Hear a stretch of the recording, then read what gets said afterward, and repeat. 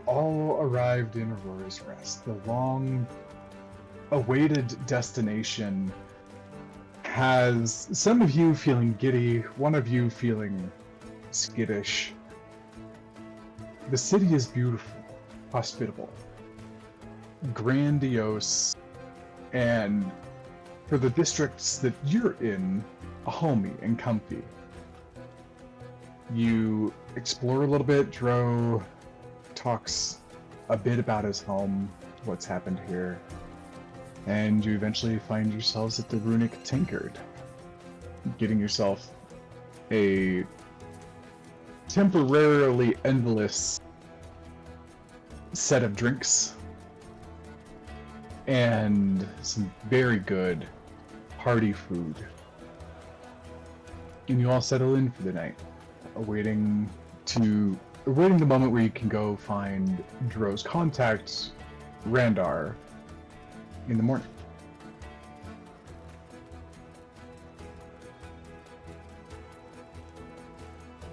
You find your warmth and your rest very easily, especially after the hearty meal and the thick, heavy mead and beer. And that bath. And a ridiculously nice bath.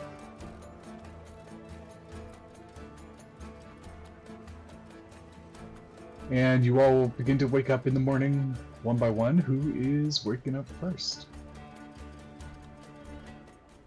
Audit. I think, actually Yaslin might.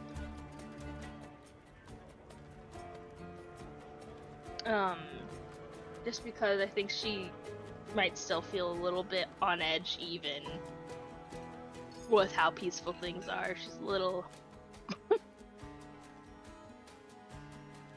She's a little bit, yeah. As nice as things are, and she enjoys the calmness of this place and the happiness here. It's a nice distraction. I think kind of settling down for night kind of brings all those things she was able to ignore more to the forefront. And so she slept, but kind of the moment she lost all the tiredness, she was up. Makes sense. What do you do? I think the first thing she does is actually kind of see if she can tell what time it is. I don't know how.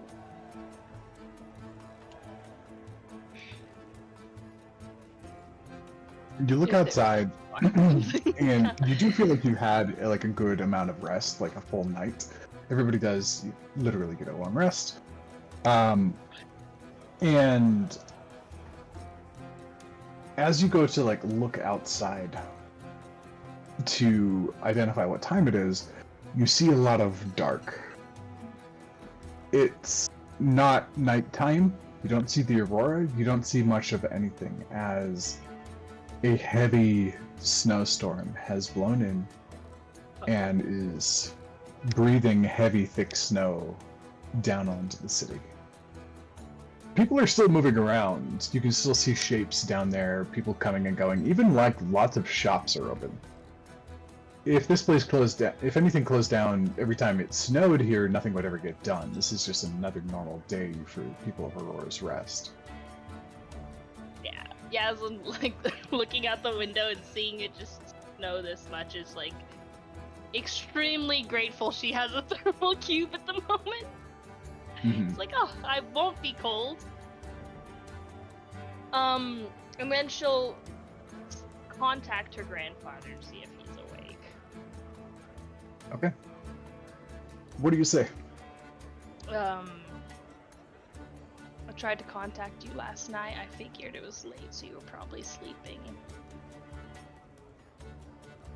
I need some advice on how to control my chimera. You do get a response. Did you and I ever come up with the exact details of how this item works? Not fully. He said something about it working like sending, I thought. Yeah, it's a little bit like sending. I was thinking, and also We the were on a device cell is phone. the device is designed to be more conversational than just like a single one-way Okay. message, once back and forth. Okay. And so let's make this official that it gives you about a 3-minute conversation once a day. And that's what it can send. It can also receive that multiple times. It's about the Origin device can do that once a day. Okay. And you get a response gravelly as usual. You can see your grandfather's face. I don't believe I described him physically last time, right? I don't believe you did. Okay. As you do with your dragon being your primary appearance, Mm-hmm. all of the Ptolemy who have gone through a soul bond tend to have a more specific creature than you do, first of all. But they all tend to look a little bit like the creature that they bonded with. Your grandfather has bonded with like a great gray cat of some sort. He's probably told you at some point what it was, but it's just grandpa telling stories and being grandpa. People talk about Yeah. him, and you grew up with it, so it's a lot of like blah blah blah. Yeah, it's like, yeah, he's an amazing person, blah blah Mm-hmm. So he's got like large, like almost like a mane of hair that's like so dark gray it's almost black. Lots of streaks, and he's got a lot of scars. Most prominently is a ring of scars that start at the top of his muzzle and kind of like ring around his chin, like something clawed and pulled down at one point. And it never quite faded. It wasn't the type to get it surgically repaired.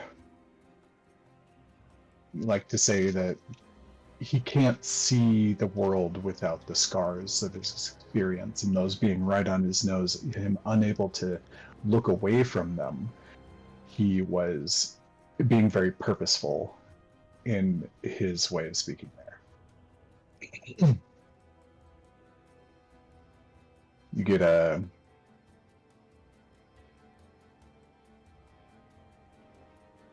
odd response from him. No.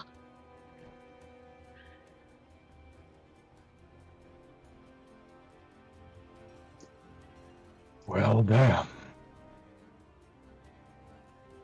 Go figure that you'd ask for help at some point. Didn't really expect that. The circumstances changed. How? And you hear like the slight jovial tone immediately changes into tactics and let's get through this. Let's like what needs to be done. I don't know what happened, but something attached itself to my soul. Like something else. And it's You have a second bond? I don't know if that's what it is.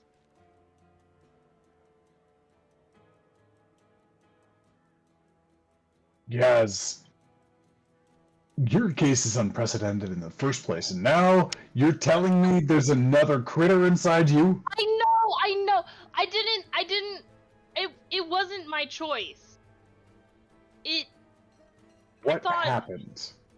How did it come about, even if you don't know?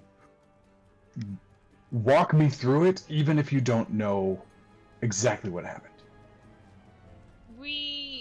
I was on a flying ship and we had to take a stop because it got damaged.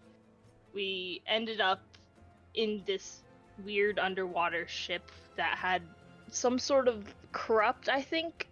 It was some sort of magical energy. I'm not an expert at it. I don't really know, but me and a couple others, we got too close, and I think it changed us.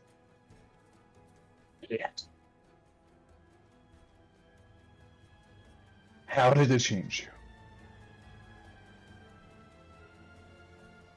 Do you know what a brood mother is? Unfortunately, I know the archetype. Something like that. I'm considering it a parasite. It has essentially attached itself to me, and it's doing something. I don't know what's happening. I know kind of what's happening, but I don't know how to explain it very well. It's essentially dominated the Chimera.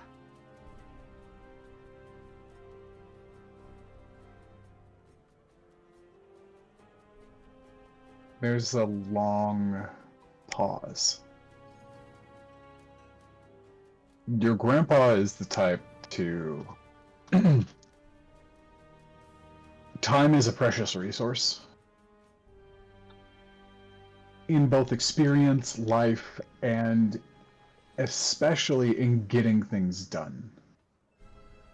And you know he keeps things short and simple on purpose, especially with communications like this that are specifically time limited. And it takes you aback a little bit that he's quiet. Not just immediately stepping into like the next plan of attack. Oh, I might be fucked.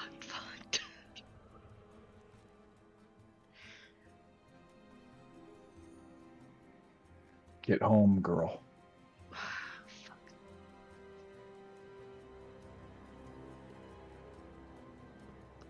Okay.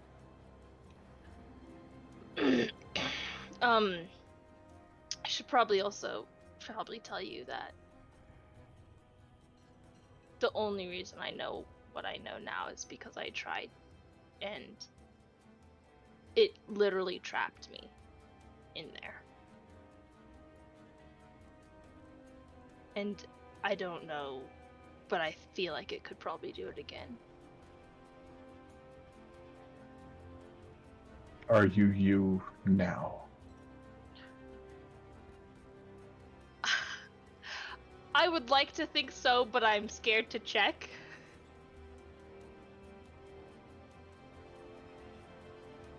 If, I value my teammates a lot. But if I'm not able to get back before things get worse, like really worse,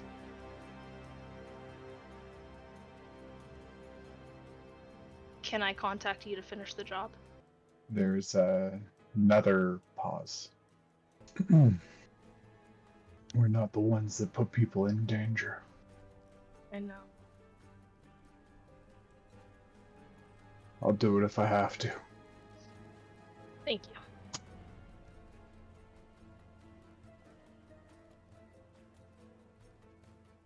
I think it'd be for the best. I don't want to burden them with any more blood than they need on their hands.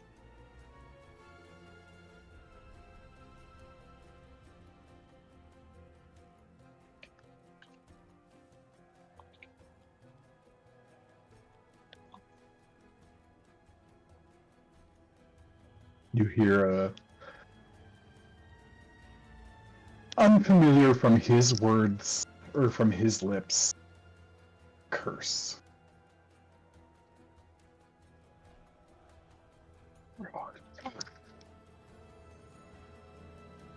Essentially translates into common as fuck the cosmos for this situation.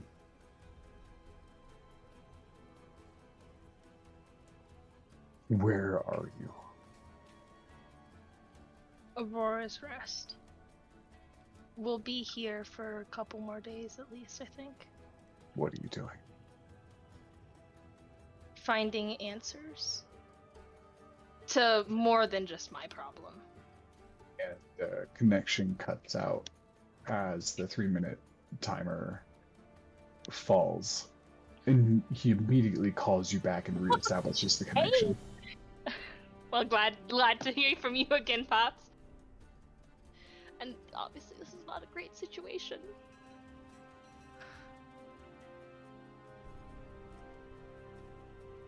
You looking for answers for your predicament up there? I don't know if they have answers for me. The balance of the world is kind of off right now, and we're trying to fix it. Sounds like you got some tails now. Isn't that what you sent me out for? Exactly. I'd love to listen if this brood queen doesn't eat your brain first. Well, I'm a fighter, so There's if no it way I does, didn't. There's no I way I don't. raised somebody that wasn't. Listen. Yeah. There are plenty over the years who have failed their soul bond. The creature inside of them took over, and we had to put them down.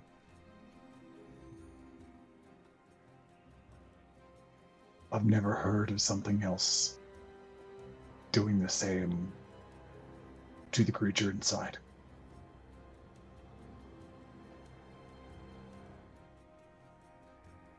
Don't provoke it. Okay.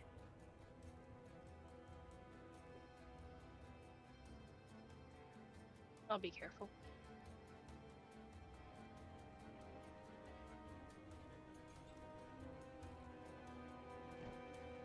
Is your Teklal still alive?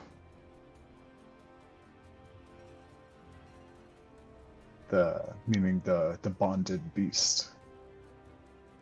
You are the Mazdal, being the bonded Tolni. I think so. But I think they're weak. They're losing the whatever battle's happening inside.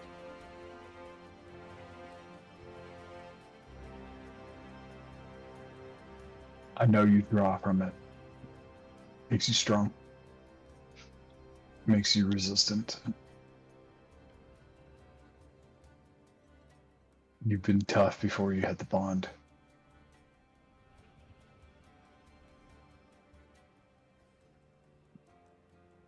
Unless it is life or death, do not tap into it.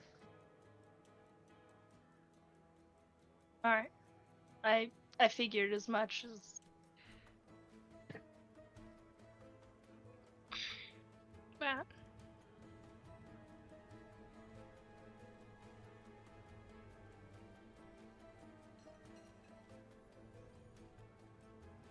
I should probably I should probably go before everyone else wakes up. Keep your teammates close. Let them keep an eye on you. You might not know yourself. Before I go, could you tell my little brother I miss him? I'll tell him. He'll probably say you're a shithead. Love him too. Sansea Nestrunai. Yes. The comment saying that translates to tame the beast within.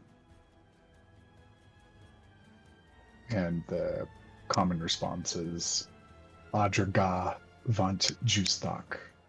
Just become the pinnacle of self.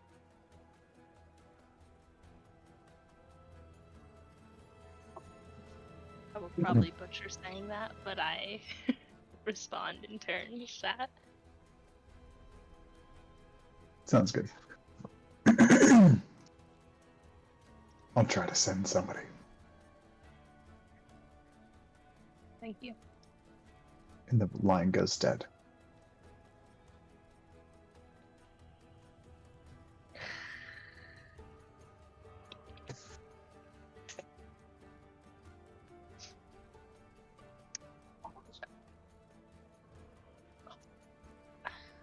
Yaslin's kind of hungry. Like, wonder if I go get breakfast or I wait for everyone else to wake up.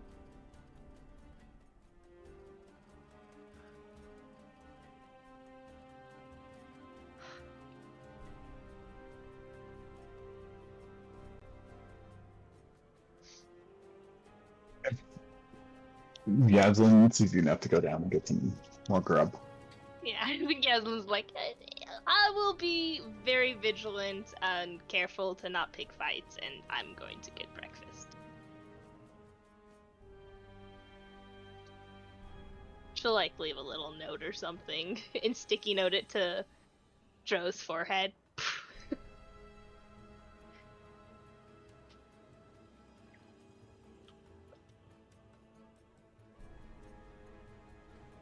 Okay. Margaretro, what you doing? Margot's zonked. She's clean. She's in a warm bed. She drank a lot last night. She's snoozing. Nice. Dro would probably wake up very shortly after feeling something hit his head. Read the note and try to believe her that she's not going to start fights, and I think he would quietly move away from Seamus and Margot and pull out the notebook he's been carrying, the same one that he tried to copy down what he saw when we met what's his name, Dragonborn. I can't remember his name off the top of my head. Where did you meet? The whole underground city that was taken over by plants. Oh, Corin. Corin, thank you. That big heart thing that he sketched. He's just going to continue to write in there while he has some peace and quiet and privacy while the others sleep, updating what has happened from that point on to now, and then quietly go downstairs to attempt to find Yaslin and pray and hope there's not a bar fight down here. Good luck with that. Okay.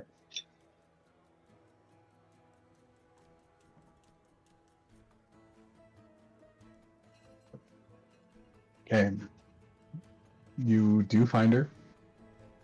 She's just down there at the bar or at a table, eating away. I think there's Not often that Yaslin has like 1,000-yard stare going. I think She definitely has one right now. Yeah, she's probably like been eaten, but not really paying attention to her surroundings. Just kind of like, it's kind of situated. Like the situation she feels like she's in right now is just like, overall, at any angle, not the one she really wants to be in. I think coming down, seeing that you're not in a fight, there's a sigh of a relief. And I think what he normally would do would just make his way over and try to snag whatever you're eating to get your attention. Go ahead. What? Nah, she doesn't stop you, but her eyes definitely shift up when. You're up early. Yeah, slept a little light. Aren't you the one I would have expected to sleep in the longest, considering you're the one with the heat right now?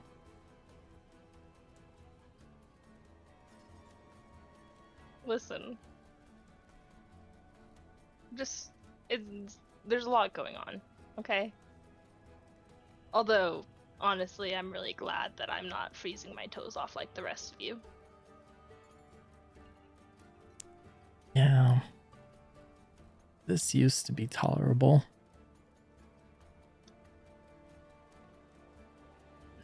But it grows on you. Mornings aren't the greatest, but around the afternoon it's not too bad. It'll kind of peek out the window. You sure? Because it Unless looks pretty. yeah, unless that happens. He'll sit down. You still worried about your hitchhiker? You could say that, but I'm taking cautions where cautions can be taken. At some point I do need to return to my people.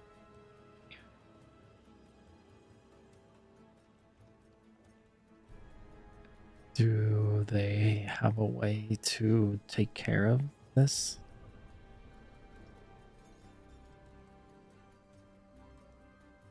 If they don't have one now, I'm sure with their, I guess, extensive knowledge on the medical field, I would hope they'd find one pretty quickly. And when do you plan on going back? And do you plan to go alone?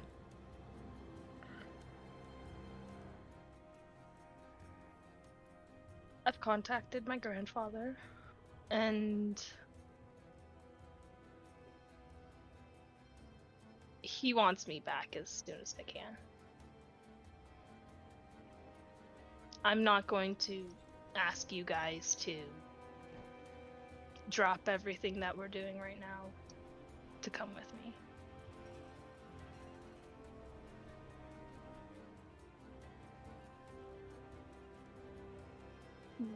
But you know, also, as much as I don't want to delay my grandfather, things haven't gotten worse.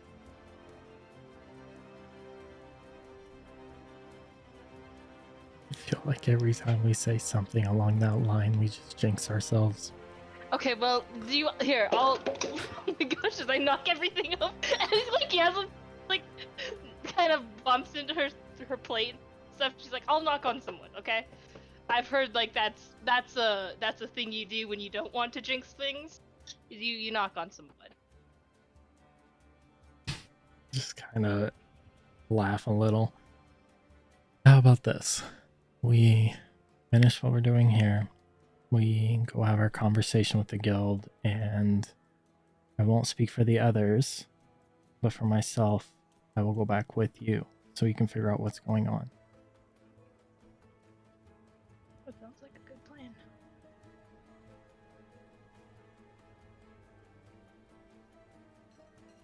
Plus, I'm honestly curious. From what I've heard of the Ptolemy, it should be an experience, so.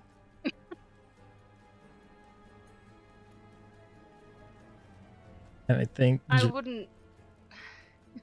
Go ahead. I wouldn't say my people are the most people of people. You realize I've been traveling with you for how long?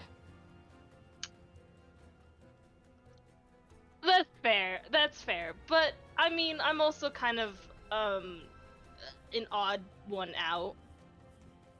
You know who you're talking to, right? Yeah, it's probably why we got along so well. Why we do get along so well.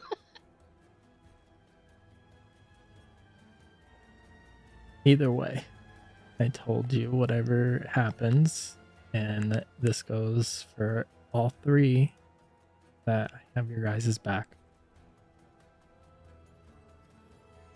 Even if you guys choose to hit me, throw fireballs at me, or I feel like I'm going to get bit at some point.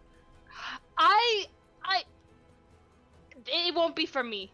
Yeah, Promise, wasn't I hinting towards you. I guarantee me that, but I'm hoping it's not for me.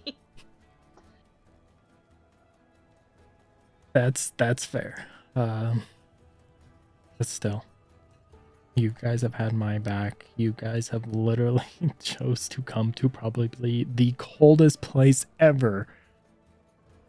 It's really fucking cold here, but I can't really tell. It just seems like it's really cold here because the rest of you look miserable. Especially Seamus. I don't know if it's the cold that's getting to him or if it's the cheery people. I don't know which one's gonna make him snap first. Probably the cheery people. Yeah. I'd place bets on it. Yeah. Joe just kind of looks around at all the people. Yeah. Is it early, like early morning, or is it late morning? It's early morning. I'd still say like around 7, 8 o'clock-ish. Well, I have a feeling the other two aren't gonna wake up here anytime soon. And We should wake them up? I am hungry. So I'm going to eat first and then wake them up. I'll kind of look out the window.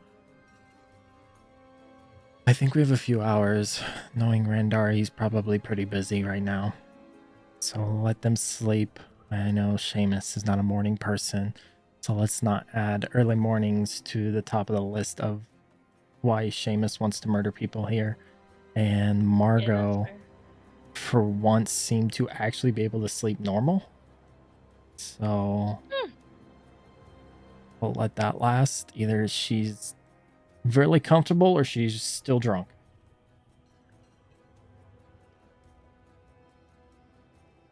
Either way, she's gonna sleep like a baby for a while. So I'm gonna go get food, and Joe's gonna get up and go order, like, probably some meat or something.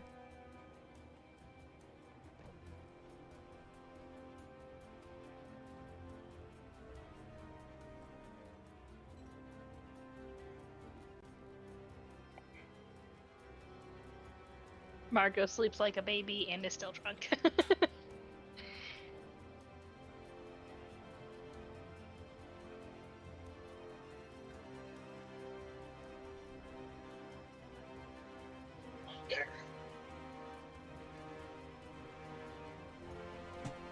Seamus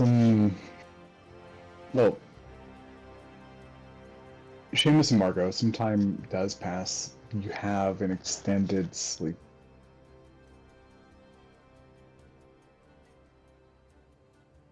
What time do you want to get up?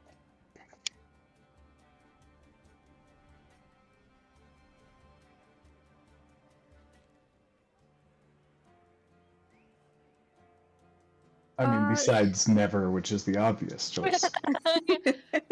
The obvious choice, yeah.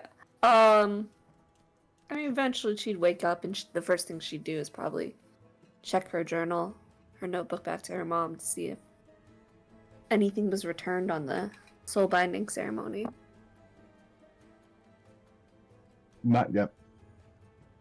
There. And she'd look around and see probably just Seamus in the room. On the ceiling. On the ceiling. Perfect. She would... What can I do? She would head down to get, like, food, but as she leaves, she's gonna just prestidigitate the smell of, like, a fresh kill in the room. Just fill it with the smell of blood as she leaves. Is that like waking somebody up with the smell of coffee? Yeah. Nice. She'll make her way down.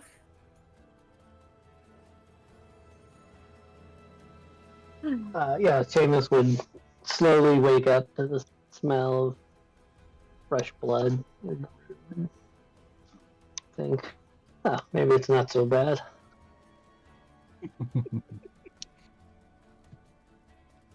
Okay, not too long later, unless there's anything that you two want to do specifically, you can easily meet up with the rest of your group downstairs for some breakfast, or somewhere else if you'd like.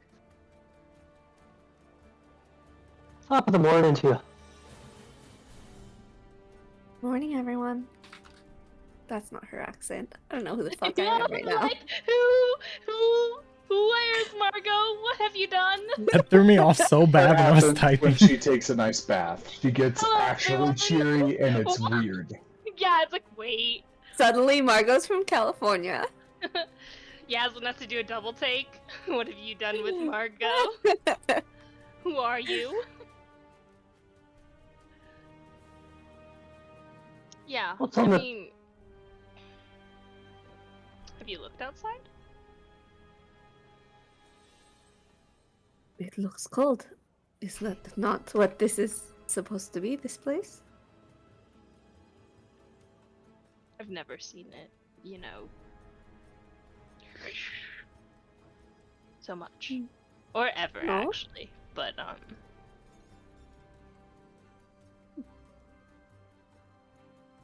Is this a blizzard or is this just a snowstorm?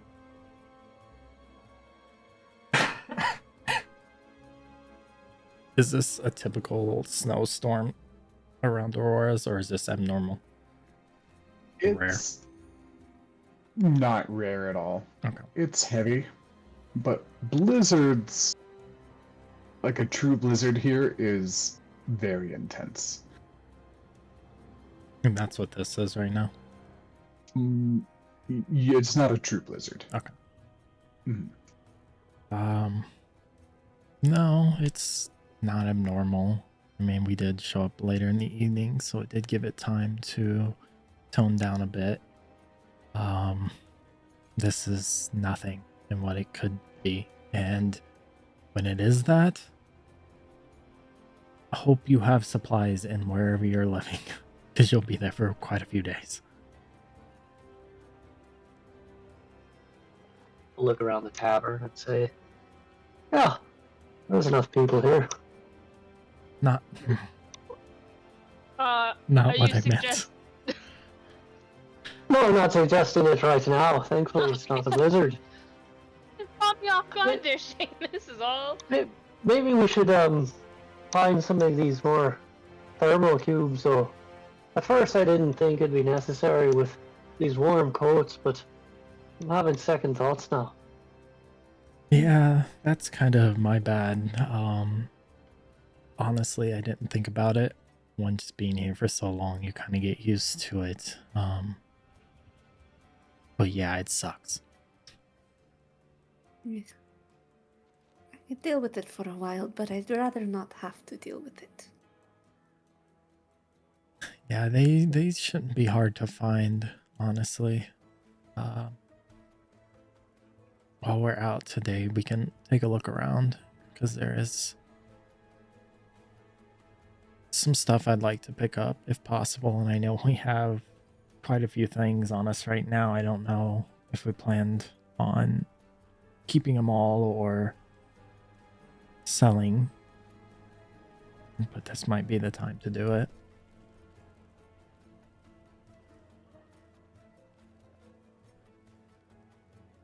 Well, let's go have a look at what's out there then, and maybe plan to meet up with your boyo.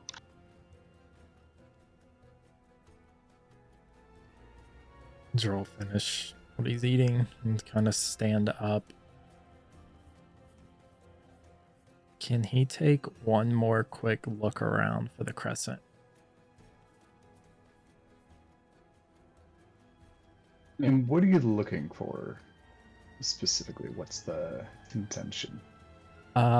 Looking for the crescent on somebody, not on a poster, but on, mostly looking for that same dagger.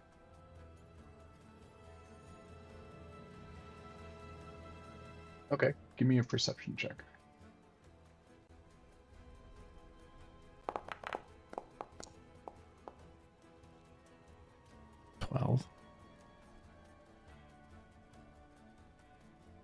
Not at the moment. It's a little early for what you would expect them to operate in.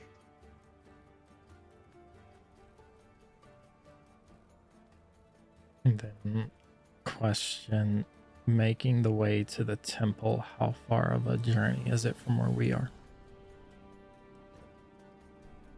It's not too far. The trouble is the direction. Going up a bit. It's about, you have to start climbing as the temple is set a little bit higher. As you go around kind of the southeastern side of the peninsula, right before the eastern waterfall drops off into the ocean below, that's where you have the big Met College. That's where that is. And you're more in like a little bit of a residential zone, closer down by the water, but then you have to travel up, and since it is a temple to the Aurora goddess, it's a little bit higher up. So it's about it's not too bad. Suck a little bit in the current weather. It's about a 45-minute hike up there. Dro is totally not going to tell him how long it's going to take. Just know where we're going. There is a little bit of climbing. It's you can walk. It's just more of upwards. Stro just kind of looks away and realizes he probably shouldn't have said that and should have just led them. Walking upwards is climbing. The last I checked. Okay, that's fair. And he's gonna start to grab his stuff and lead the group up.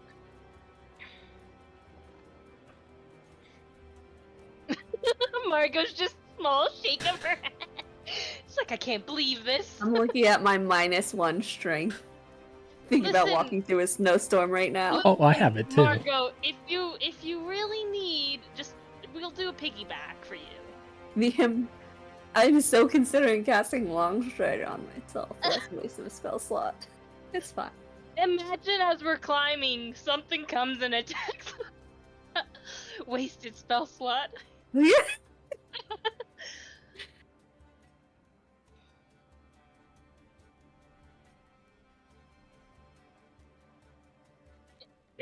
Why don't we start with the cubes? Yeah. Is there anywhere on the way that I know of that could have them? Yeah, pretty easy. I mean, the Runic Tankard is in a part of town that still has plenty of shops and stuff. It's a little bit more of the center portion of Old Town, and and as you go out and out and out from there, it becomes a little bit more residential except for that one path, which is one of those paths that has a golden line coming out from the train station, which goes over to the college. But in Old Town, there's a lot of shops and whatnot. Thermal cubes, something that's very easy to come by around here. You know that they're definitely not as cheap as they were across the lake, but they're definitely not as expensive as they would be in like Newtown or in the entertainment districts. So the first shop that we spot with thermal cubes, Dro will motion towards it. Mm-hmm. Yeah, easy enough. And as you were across the way, Theo was offering thermal cubes for around 50 for the base model, and then to upgrade from there was pricier. It's more like 120 over here. And that's like the middle range price. That's not the upper price from the entertainment districts. And then if you add on, it adds, similar to Yaslin's little charm version, it does go up as well. I think Dros sees the price. He just glances at Yaslin for a minute. Why are you looking at me like that? There is 4 of us. You.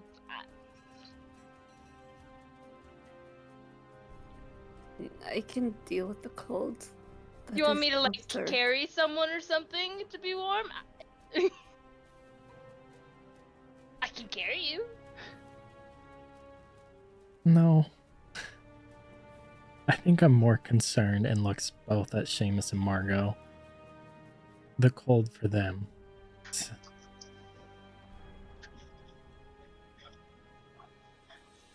We could try to hunt through the city and see if find something cheaper.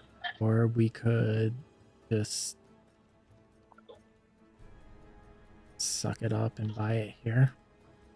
Or we could grin and bear it. I'm going to be honest with you, Margot.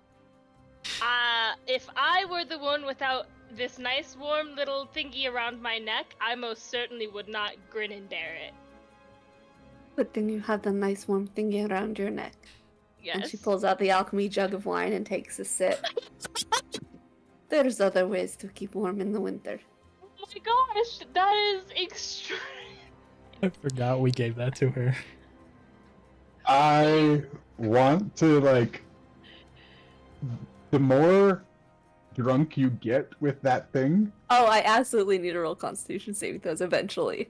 Yes, but the drunker you get, the higher chances are of you drinking something that's not from the wrong stopper, like the mayonnaise stopper. Imagine a sip of mayonnaise. Yeah. So that just became a mini game instantly. I hope you drink mayonnaise at some point. I'm sure you could do a blindfolded roulette with it where you just spin it around and whatever. Right. As soon as Dros And sees her, if that ever happens, Locke is going to be like, I attach my power to a mayonnaise drinker.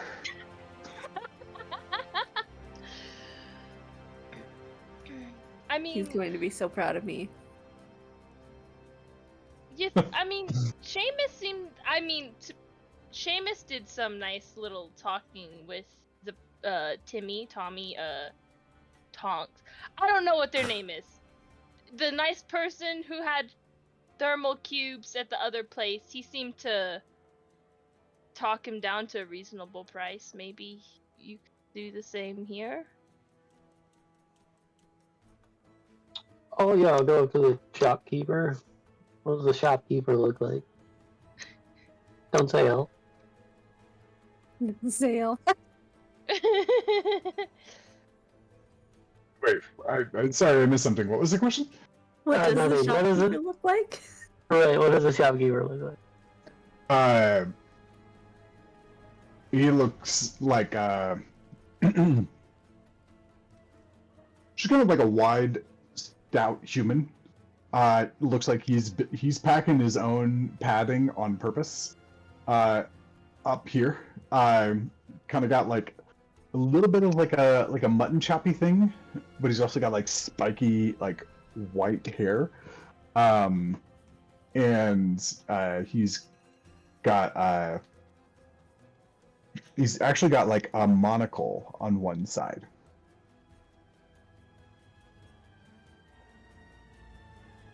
Top of the morning to you as well. Looking for something maybe I can wear around my neck. Maybe a couple of them. What do you have in stock? Well, got plenty. Depends on the aesthetic you're looking for. Do you like something dark, I can make the stones into a variety of colors.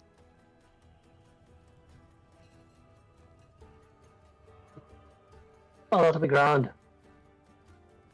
Something dark I can just wear underneath the rest of my clothes to keep me warm. Excellent, excellent. Now, any particular flavor or style, or looking for something a little simpler? Something simple and masculine is fine. Doesn't have to be too wild. You know, we were shopping across the way over at Theo's the other day. Pretty fine stuff, I'd have to say. Ah, Theo. I'd say he's a knockoff peddler, but it's not quite right. I just don't know how he makes them so damned cheap. If you ever get the chance to look into that, you let me know. I'll pay well for that information. I'm listening.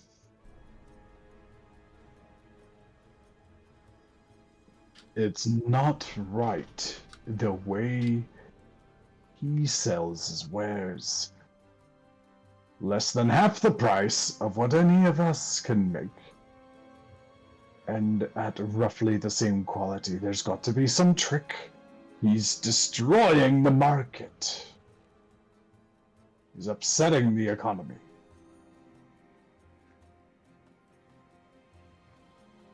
Now, I haven't heard any rumors yet, but I expect there's some shortcut that he's going after that's causing these cheap prices. I wouldn't trust them. But mine, nay, you never have to worry about mine. Mine are nothing but quality in totality. I will subtle cast suggestion as I say, just give me your wholesale price. Alright, where's my dice? Can't grab them.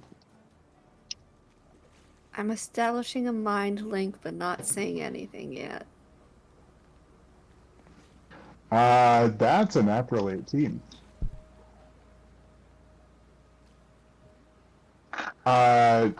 Does suggestion allow them to, or do they know if they have been somebody's attempted to manipulate them if they succeed?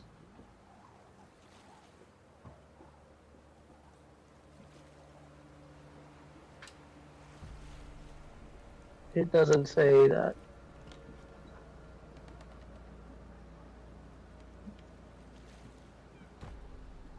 Does the target?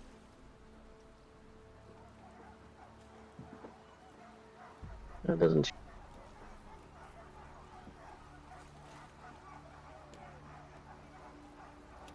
Target must make a wisdom saving throw on a failed save, pursues a course, a suggested course of action, blah blah blah. If the suggested activity completed in a shorter time, the spell ends. You can also specify conditions that'll trigger after a certain event, blah blah blah. Okay, so it's not like Friends where they know that they've been attempted to be manipulated. No, it's a higher level spell. Yeah, for sure. I know Friends is just a cantrip. I was like, a wholesaler. You know what? Will you look into Theo's shady corruption of cubes? You look like the type who knows how to get to an answer.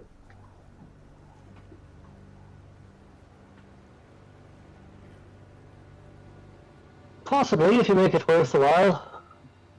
Oh, very. How say you... I'll give you the wholesaler price as my payment up front. And I'll give you another 300 if you can tell me how he does it.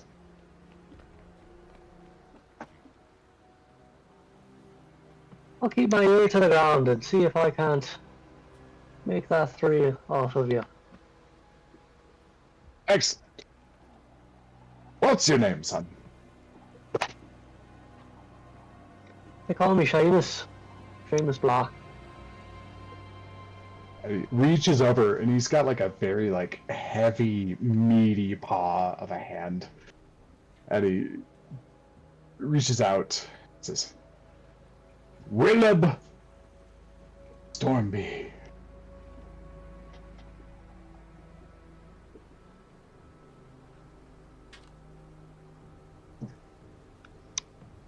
Pleasure doing business with you. What do I owe you for this? Right. Now, he goes up and grabs, and he brings one back that looks like kind of a dark gray sort of fang. More of the canine type. And he hands it over to you. About 105 for that. Well, you say you've got an eye for your customers, that's for sure. Nothing but quality, as I said. I'll turn back to Margot. Anything for the lady?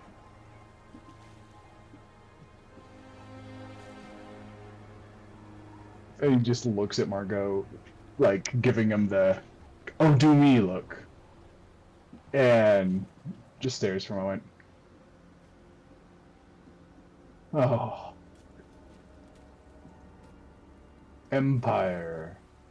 Right.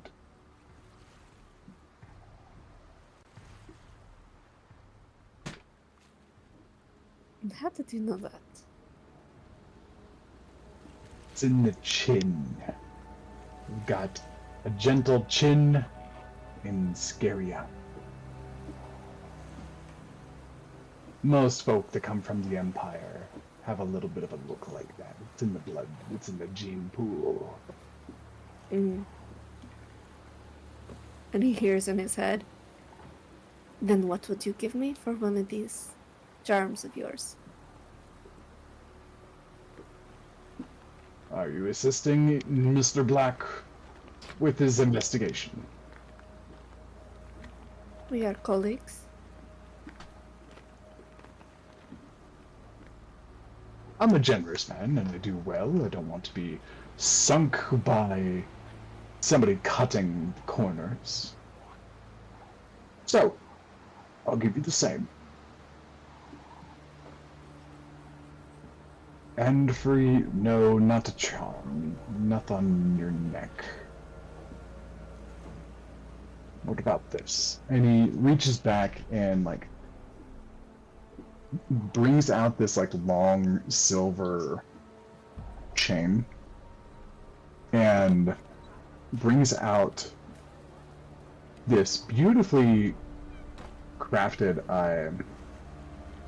plum with like kind of a silver stem and a silver leaf falling off of it, and some of the silvery metalwork even like cuts into what is essentially like the gem.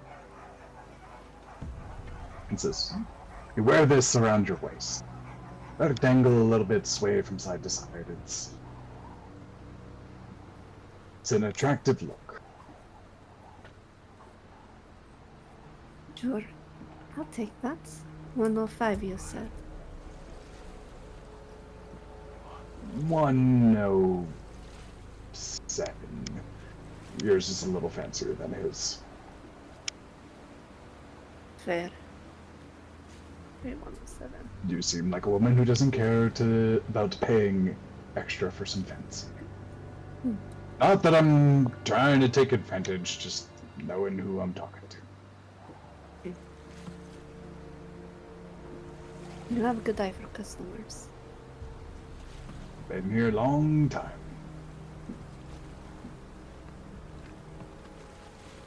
I'm gonna glance at Dro and make him mind blink and be like, "Do you want one or not?" My back is turned to him. And we have one more colleague, sir. Perhaps a smaller pendant or something for him. Bro, what's your appearance right now? Wearing his winter clothes, but his hood is very far up. And I think honestly all you would see is the back of the cloak right now. Like if the seller was looking at Dro. He is definitely keeping his face not visible. Especially making sure the headband is very tight. Mm-hmm. And just trying to blend in with the crowd right now. You got the cloak of Elvenkind, right? Mm-hmm. I don't gesture to him at all, I just say that. We have one more colleague looking for one. And Dro, are you nearby for this conversation, or are you kind of keeping yourself aloof, like elsewhere? I am kind of nearby, but trying to step away far enough where it doesn't look like I'm with him, but I can still hear the conversation. Kind of like that nosy customer who's not sure if he wants to buy yet or not, but not making it visible, more just kind of look like he's just people watching.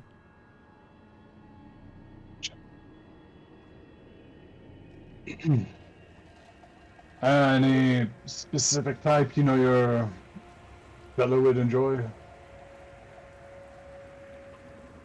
Something probably to do with the stars or the sky. He seems enchanted since we've arrived. Wow. Easy enough. He goes back and grabs one and brings it back. And it's a leather bracer that has a rainbow colored feather embedded into it. Very common. Very easily identifiable symbol of the goddess Astra. Goddess of... And he looks up, even though it's not there, because it's not that time of day and it's stormy. Goddess of the lights and the aurora.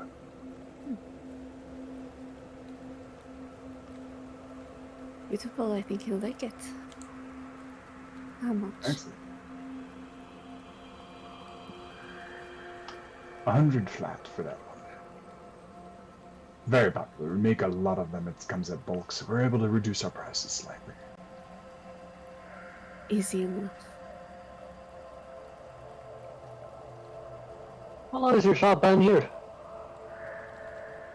Longer than I've been here. As a family owned, we've been here for... Let's see, I haven't thought of it in a while. About 160 years total.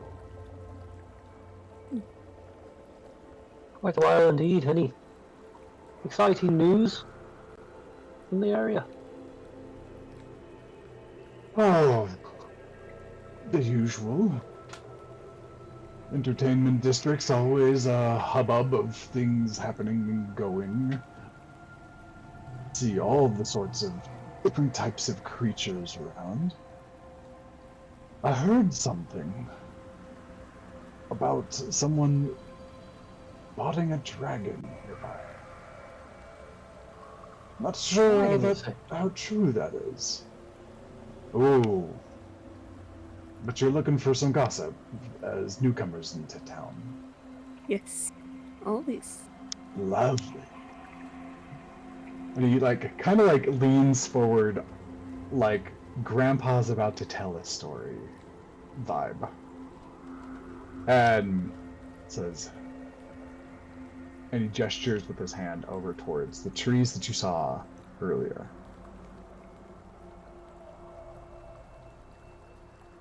They're beautiful to see, those trees, but do so from afar. Things live in there that ought not to. He looks around. No other trees grow here. except for those. You have to go further down, lower in altitude for any trees to grow, but not those. Don't know why. I'm sure someone does. Over the college, I'm sure somebody's quite fascinated. But the rumors have it that walking starlight can sometimes be seen through the copse of trees. And as beautiful as it is not a boon but an omen.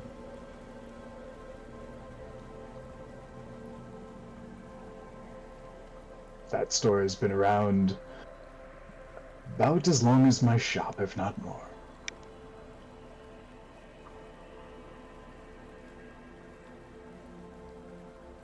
We love a good ghost story. Right.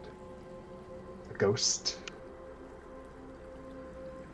The haunted things. But also, things to do on your trip. You should go see the Grand Athenium as well. And he gestures like around the kind of corner of the peninsula, like towards where those big towers were.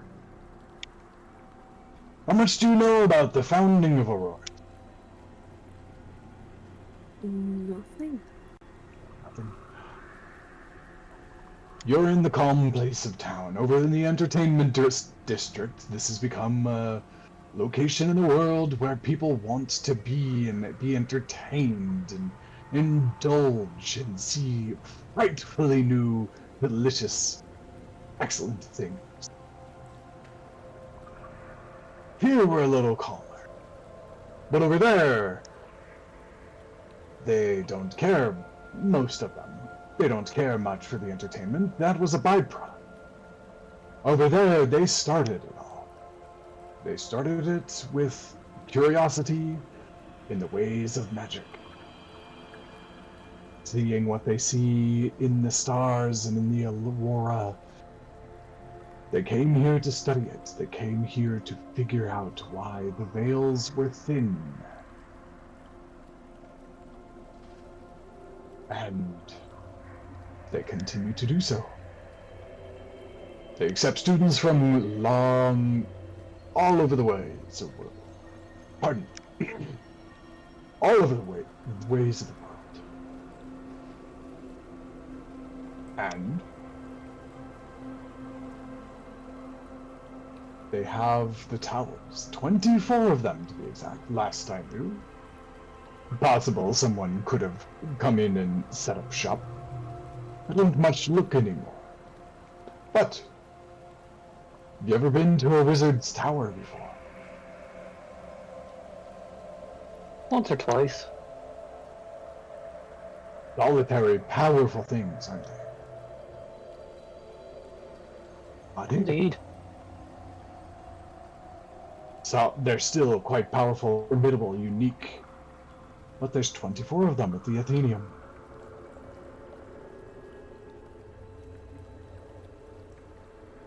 So if you're looking for something that you likely won't see anywhere else. Lots of powerful magicers here in the city. Lots of them trying to figure out the ways of the world. Many of them are working cooperatively.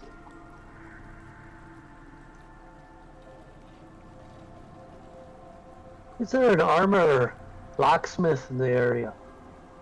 Oh, so you'd want to go over to Bylock's Trade and Claw.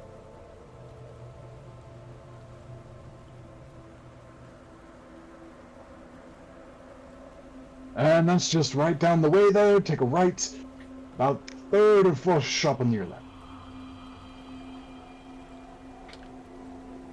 Appreciate it, Will. It's been a pleasure doing business with you today. Likewise.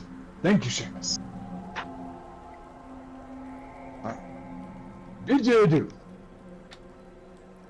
And like turned around and started like reorganizing his wares from like where he shifted them around from getting you guys what you needed.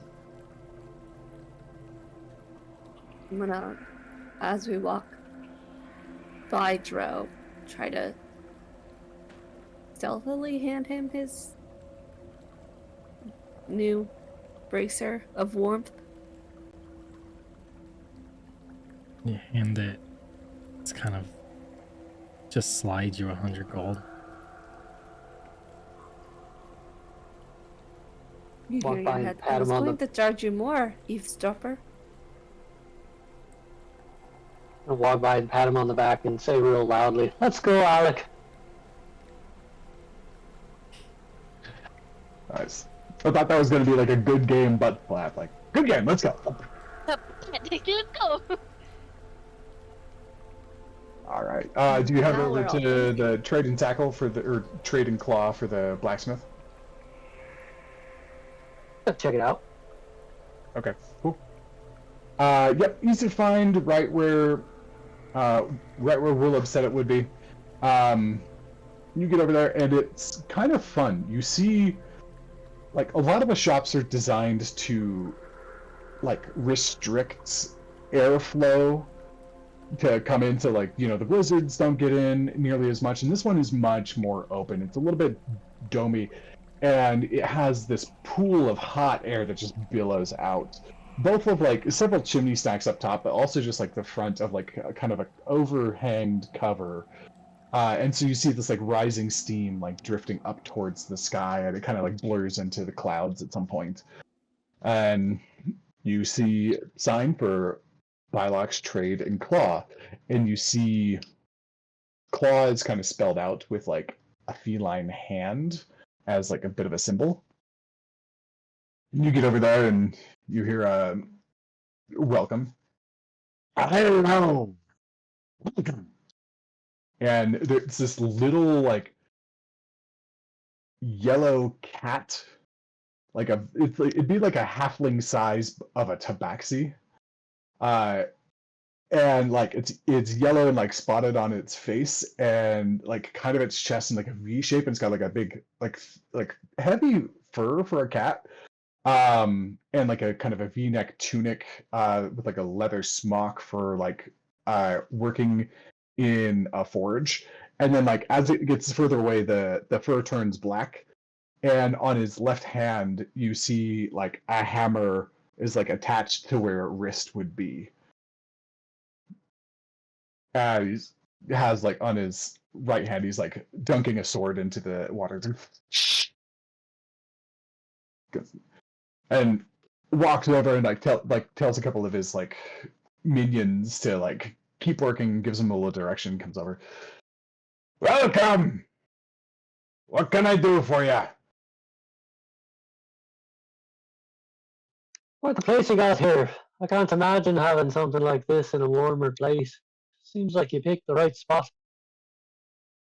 Isn't it nice to work up a sweat in the forge and then stroll around the town and come back and do it again? Take your word for it. Right. Oh, what are you looking for? I recently came into some magical armor, and I'll pull my cloak open a little bit and reveal this new white studded leather armor that I have. FAFO armor, have you ever heard of it? Can't say I have. Do you mind if I take a look? Can you do it while I'm wearing it still? Oh, easy enough. Makes it a little easier, actually. Tells me how the magic influences in with your body. Gives bit of a more applicable taste of what it's doing for you. And he reaches into a pouch and like grabs like a crystal that he just like puts over. It's almost like a monocle, except like it extends in like this near. I want to say it's something like a zipper, but it's not a zipper. It's more like two tracks of metal that he grabs it and like extends it and like pulls it over his head, and so it's a almost like a pair of goggles that like reach in from the back of the head. And he kind of looks at it and essentially casts Identify. Ah. Bit better at being fancy. And you can put up a shield of air to block some stuff for you, eh? I guess so. I haven't tried out that part of it yet, but I was I was curious if you'd ever heard of anything called groom rot. Congrats. Can't say I have. Doesn't sound like metal, it sounds like something you'd put in a potion. Yeah, I'm not really sure how they go about making it. I've read about it in books, but I guess it comes in different forms, just like many other armors. But it's got some special properties, not the least of which is that it's just a little bit gloomier. It's my personality a bit more, maybe. Yeah, you have anything like that, or that's something you can procure? Looking for some armor that's a little more on the dark side, huh? Aye. Any category that you're specifically looking for? You're looking for, I mean, this is a leather. You looking to stay in the same realm? Studded leather usually fits me right. Right, It's got alright. enough pliability to move around in a fight, but it also isn't so heavy that it clanks around. Alright. Little bit of both worlds. Let me see here. I could...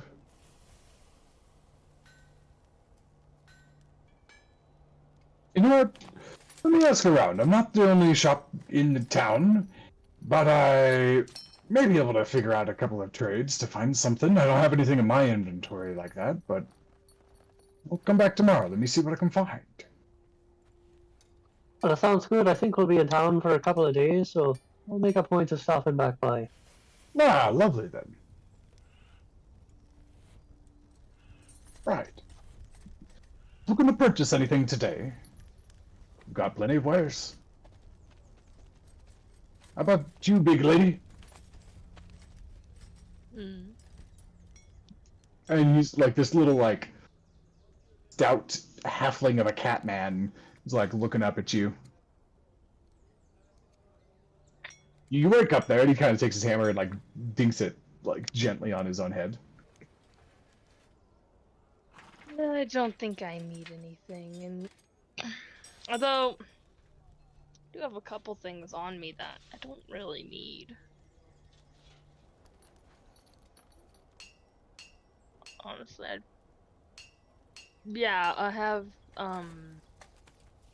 been lugging around this great sword that I think we got from a fire giant or something. I don't remember. It was Oh, that.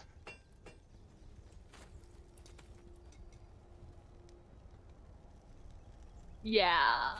It's bigger than a normal sword that I would It's ever bigger wield. than a normal greatsword. It's bigger than a normal greatsword. I've just kind of been lugging it around still, and I think I need to get this thing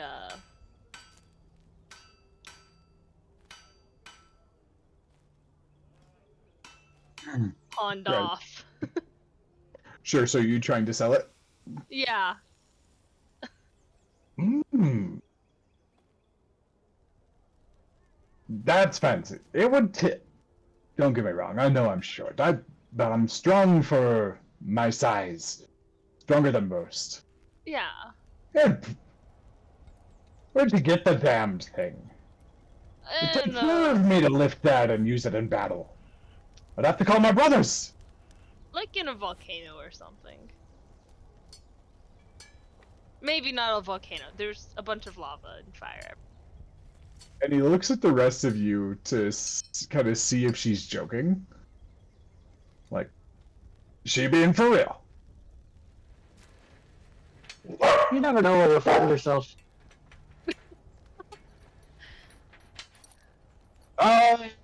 This reps the tracks off.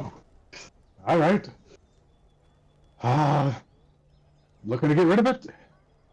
Yeah, I don't think I'll ever need it, and I'm sure you can find somebody who could use it quicker than I would. There's a few giants or ogres, trolls that occasionally come through here. I could make use of it. How much are you willing to part with it for? Look at James like, how much is this thing worth?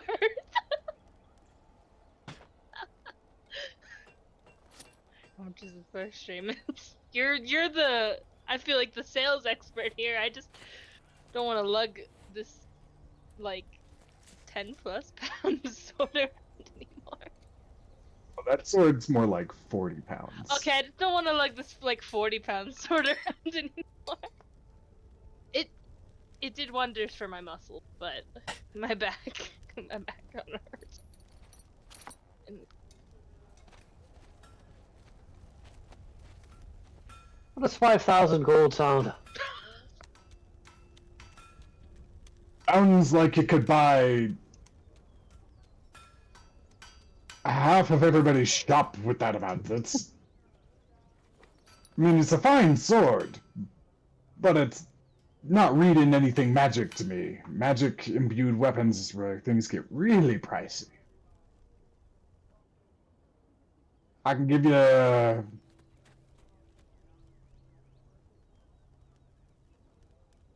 312 for it. What 1,000? I don't think you understand the way that negotiations work, lad. I started at 5.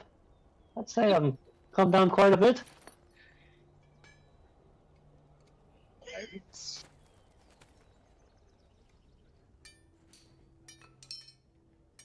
Look, it's got some nice...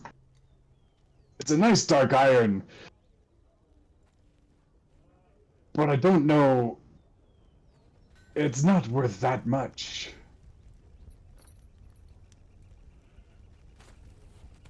Can I insight check his 352 or whatever his price was there?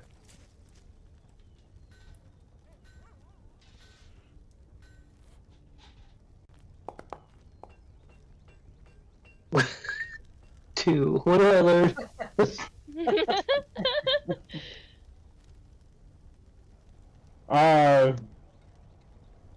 He seems interested that it's a very big sword. And it's a different type that he hasn't seen before. That's it.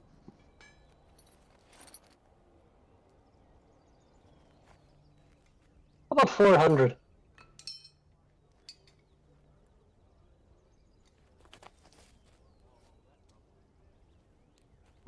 With his good hand, he like kind of scratches his chin.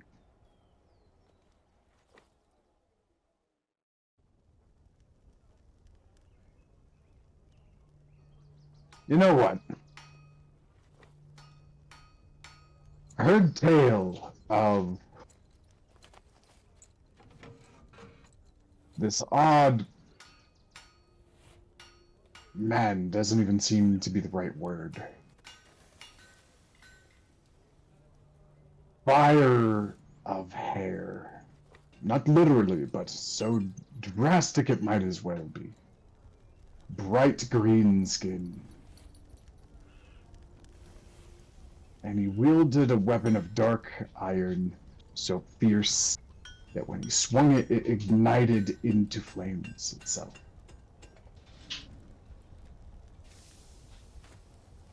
That's what this reminds me of. I'm interested in seeing if there's any truth to that. I don't think it's the same, but I'm wondering if it can kind of give me a clue. So, Seamus, roll a persuasion check.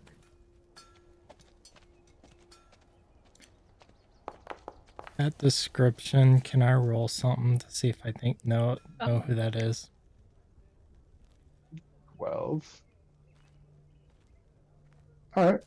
This is 370. How's about that? Look over at Yaslin. Are you happy with that? I'll say in her head. I was like, I think I would have. I just wanted some advice, but yeah. You got yourself a deal. Right, boys. And he whistles back, and there's a couple of apprentices that like run out and like grab the sword, and like you immediately, as soon as they're like slightly out of earshot, you hear the two of them, like one of them who's like looking a little thinner and like looks like maybe mom and dad sent him here to like learn a trade and like make something of himself, and this was not his like choice. Like, it's like just starts whinily complaining, be like, "Ah, this thing's so heavy. Oh, why do I always have to lift that heavy stuff?" Do you want I'd me like- to carry it somewhere? I mean, No, it's fine, miss. okay. Bloody hell. I mean, I've been carrying it for a while. I didn't think it. I mean, I knew it was heavy, but I didn't realize it was that heavy. You know, come on. Miss. I don't know how else to say this, except you're buff as hell. Well, you know, fitness is one of those things that is important. You're not wrong. And here, your gold. And he Thank you. counts it up. He's got like a easy access, like a bunch of like leather sacks, and he just kind of ties one off for you and like puts it on the counter. Actually, he like puts it on his hammer and like reaches it up to you, which only comes up to you about like your navel. I can like reach out and grab it, and I'm like, Seamus, can you count this? Happy to do that. Thank you. You drive quite a bargain, Mr. Bylox, I assume. Correct. And yours? They call me Seamus. Seamus Black. Oh, Seamus. Seamus Black. Fan of Well, Black, as he decisive like here. looks at his arm. Lovely to meet you.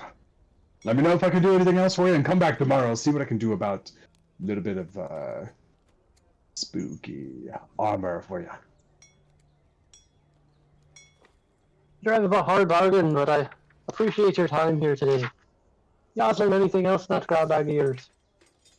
Oh. I think.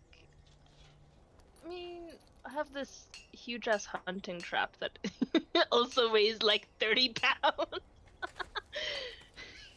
Yes, it's just been carrying a lot of heavy stuff with her. But I'm not sure. I was thinking maybe we thing, you know.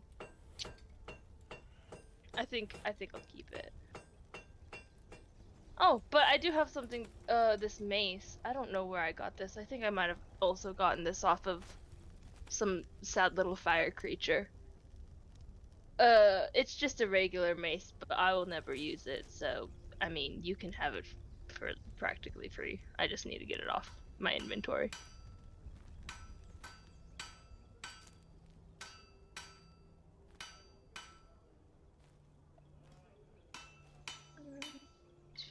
What do you say, Bylox? Do you need another mace?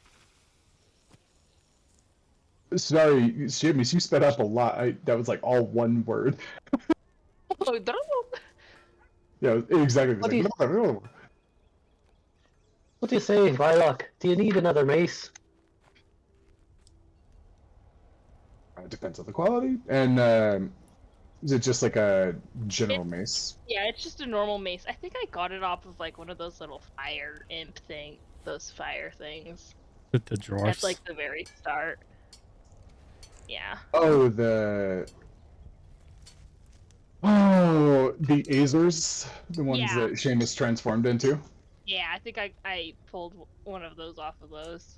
I've been like, somehow I have a bunch of like random weapons that are just standard. I'm like, I don't know why I was collecting these. I think probably because Yasmin was gonna throw them at things later on when she ran out of options. Right. He kind of takes a look at it, and I'm like, "Oh, this isn't a magical weapon." No, it's just a regular, thing that you can swing at people.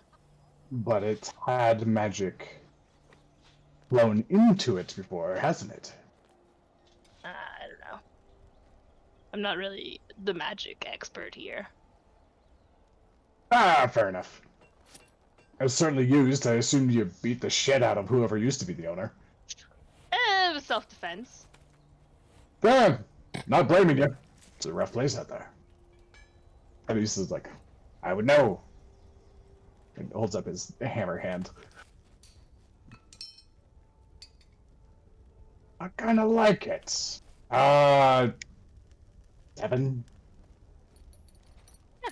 That seems reasonable. Right. 7 it is. And this time he holds out his hammer to, like, shake your hand. She shakes it. Love seeing how people react to that. It's always hilarious.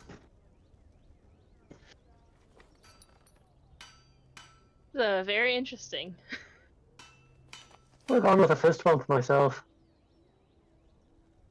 No idea.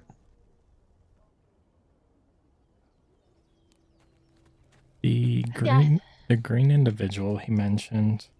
Do I know who he's talking about? Roll a history check.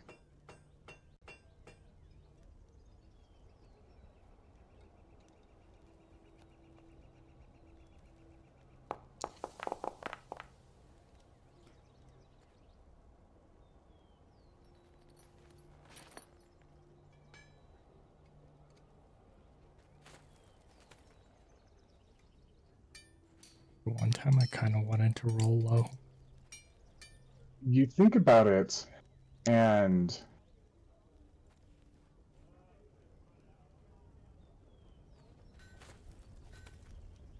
there's nothing that comes to mind. Like somebody's telling a story that should sound familiar and doesn't.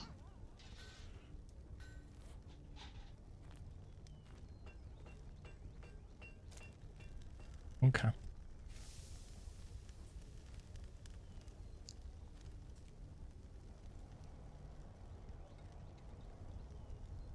Anybody else have anything they need to sell or pick up here?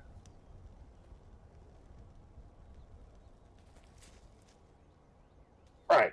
When you come back tomorrow, make sure to buy stuff. Don't just let me take it all from you. It's supposed to be an exchange, right? I mean, it says trade in the sign. I'm hoping you can come through for me, Bylock, and then we'll have a deal.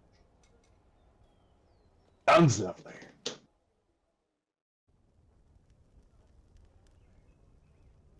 All right. Anything else you guys are looking to do as you kind of pass away from there and head to your actual destination?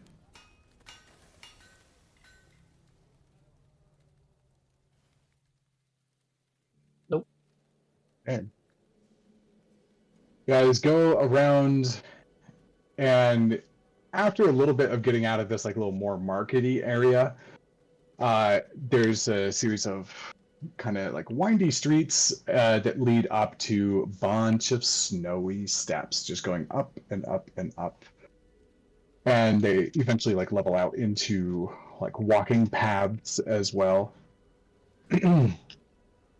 And you begin to walk. It's a little bit of a trek. You are all feeling reasonably warm and cozy with your recently purchased thermal cubes, and you get up the ways, and eventually you come, and it's kind of a tough hike, especially for those of you that are not accustomed to this altitude. The air here is incredibly thin. Um, for like in an oxygen sense, for Margot and Seamus, with your magical senses, the air is thin on oxygen, but the air is thick with magic. And it's almost like walking through a little bit of a fog or a soup, and it makes it kind of difficult to not breathe, but it's like your magical abilities feel a little bit like compressed, like a little bit like a heavy weighted blanket on you. Not enough to do anything, it's just kind of a feeling of extra, and like the further away you leave the city, the more that feeling increases. And Dro, how are you doing? You occasionally see somebody in like a hood that's pulled over, and it's got like brightly colored stitching and fabric and whatnot coming down from this space. Of all of the temples that are dedicated to Astraea, this one is possibly the smallest.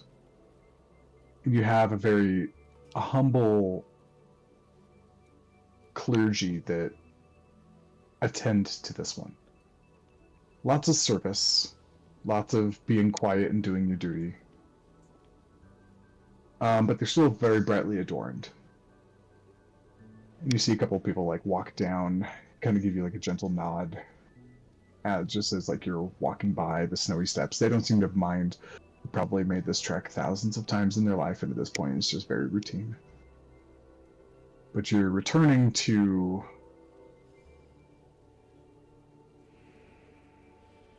one of the spots that you used to call home.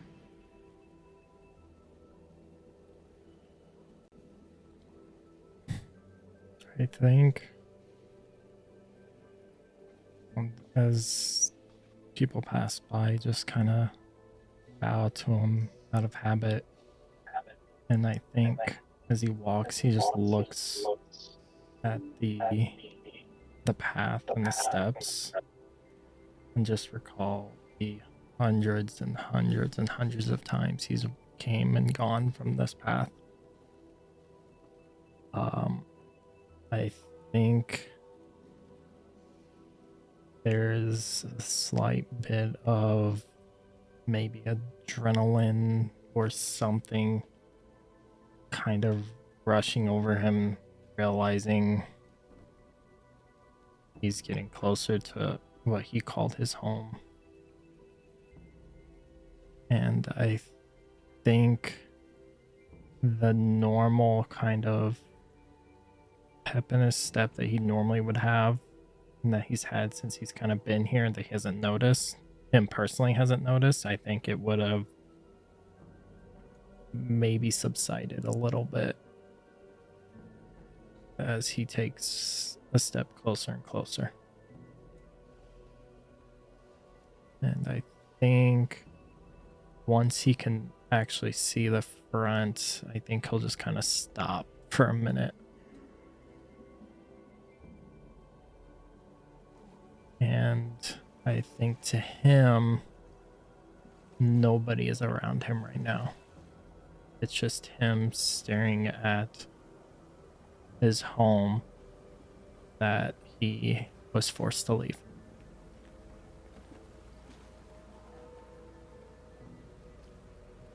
And then I think he would kind of come back and realize Seamus, Margot, and Yaslin are there.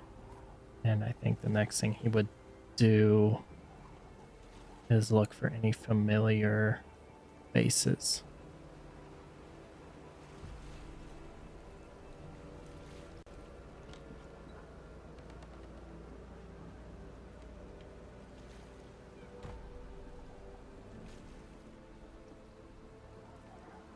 Muted. On brand. As you get up there, there's this little clearing on the mountain that kind of, oh, what's up, puppers? That is like a lake at some point that is probably like permanently frozen, as it's just like kind of a very small lake, maybe just like 20 or 30 feet across.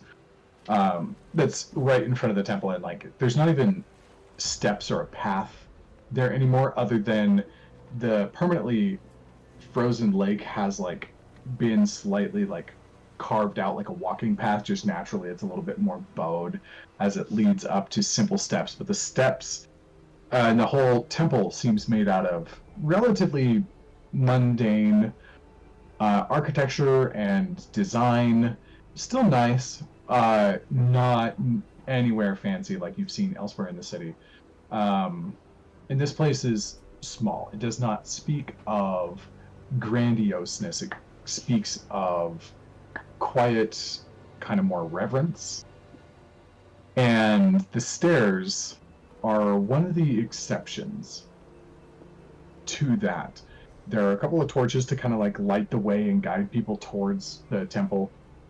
But the stairs, they seem to like, the snow that like melts from the torches lands on kind of the landing above the stairs and pools down and trickles down the stairs very fluidly. And as it does, you get a mimic of the aurora that would be above in the night sky. And kind of just like rolls down the stairs gently. And Dro, at this time of day, with this weather, nobody's really out in this space. It is a space where they sometimes host events, or house people or whatnot, or take care of things. But like in a day like this, everybody's just tuckered up inside.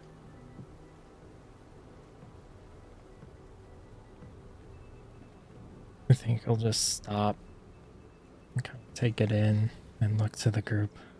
Well, you guys want to get out of this snow? Yeah. Lead the way, Alec. And he'll walk up in the first time in quite a while, walk into the temple. Is there a reason we're calling him Alec? Because he's wanted in this city. No. Oh, yes. I'm sorry. He's going by Alec here. Alec is the name we decided. I forgot you went there for that. Thanks. Thank you. I was a little confused, the blacksmith, but I didn't want to say anything. Please say something next time. We can avoid this confusion. I know it's you. Okay.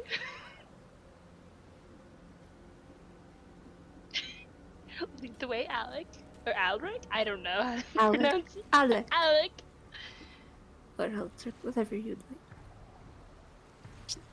Shakes his head and starts walking in.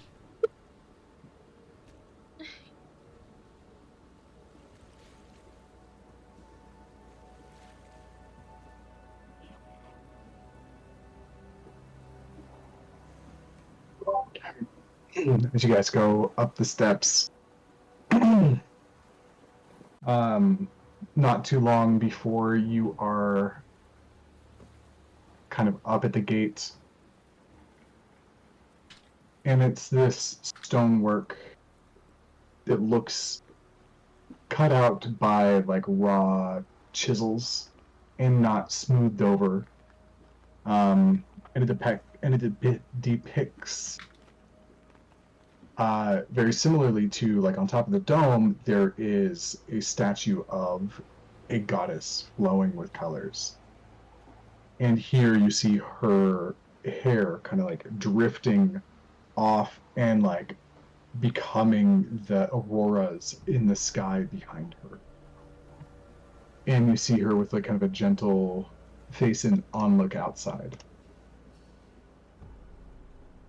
And the doors are heavy, but they move well. They are on hinges, and they make sure to keep them well oiled and warm enough that they don't freeze over in the intense atmosphere here. Any final words, Dro? Just kind of hesitates. Oh, I feel like you would smack the shit out of me if I didn't say this. Welcome to the Temple of Gentle Light. Just gonna open the doors. They open up with a kind of a thick boom, just, and it echoes through a stone chamber that is comparatively black from the bright torch that you just witnessed outside, and it takes your eyes a moment to adjust to the new entrance that you'd walk through. And we're going to take our break there. You put your hands on the door and push open. It booms loudly.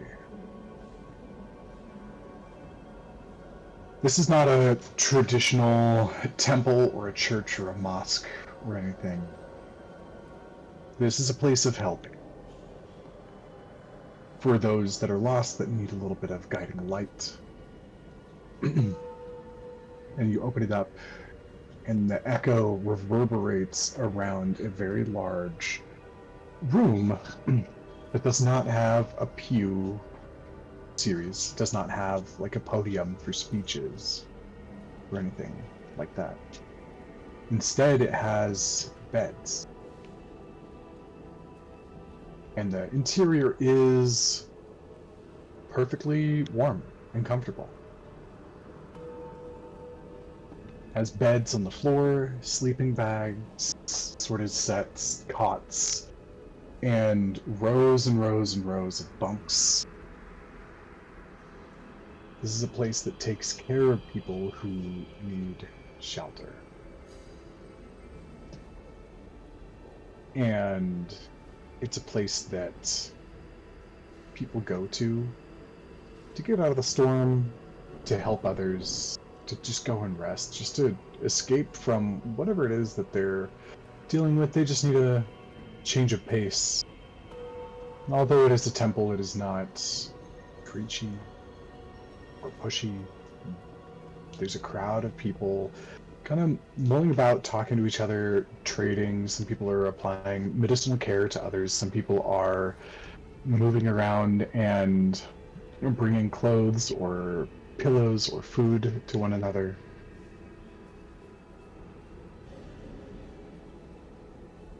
And there are plenty of regular clothed people who definitely got up here to get out of the storm. Many of them do look homeless.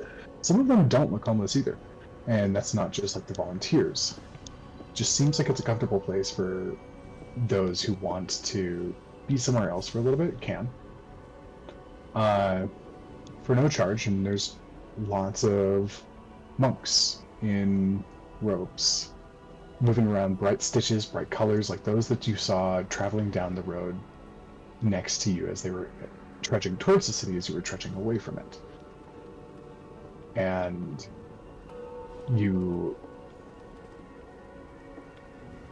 basically, and as that happens, as you open the doors, a few heads turn and look at you. And one in particular finishes up helping with somebody. It looks like they're applying a bit of a bandage to a leg, and they take a shoe of like a little girl, like somebody who just looks like they fell down and got a scrape, and puts their shoe back on them. Kind of stand up. It's like a thin elven or half-elven man with kind of a deeper tan skin, traditional shaved head, walks up to you and says, "Welcome to the Temple of Gentle Lights. How can we be of service today?" Yeah, we've actually come seeking conversation with Randar. Oh. Randar. May I ask him who's asking? Or may I ask who's calling for Dro. And he stops.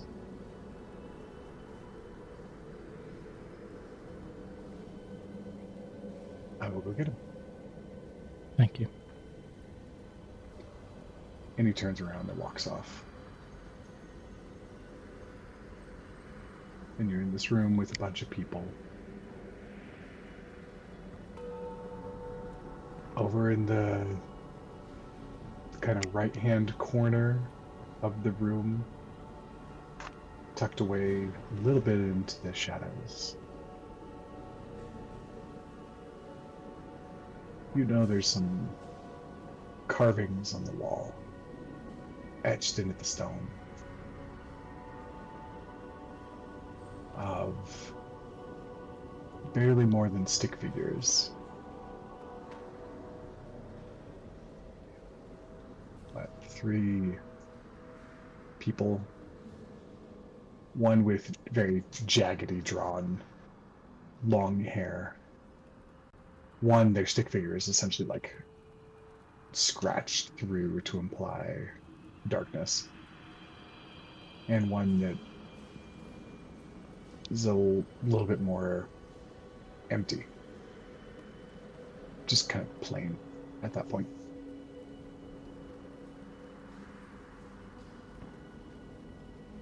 While This is all very familiar. we wait, I'm gonna walk over to those carvings and just kind of run my hand across it. And I think he would, even though it is covered up, he would look down at the arm with the scar. And just look back up at the carvings. And just kind of slowly pull his hand off and walk back over to the group. And I think, no, out of instinct, feeling somewhat in a place of familiarity, but also, I guess, not as much because it's been so long, I think he would start to get in a little bit of the habit of checking on people just casually, not helping with delivering or anything, but just walking by and checking on each person and making sure there isn't anybody not getting help. I think he goes into his like actual monk kind of role without even thinking.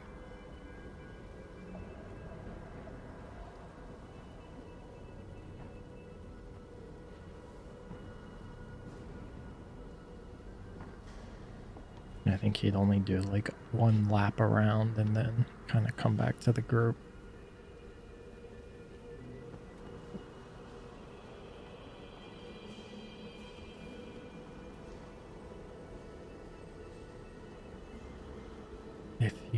We don't have to awkwardly stand in front of the door. You just find a place that isn't taken and we can sit and wait.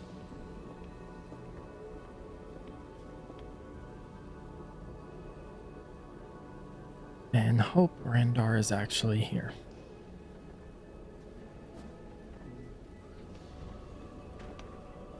And I think Dro would make it a point to find a spot somewhat close to those carvings, but not right next to them, but out of the way.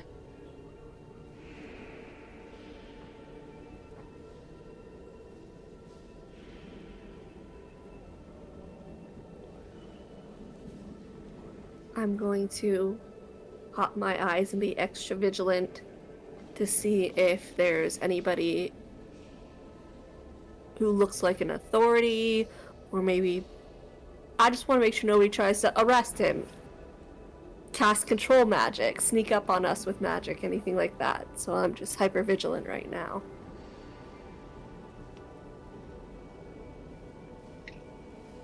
Sure. Oh shoot. Give me an insight check.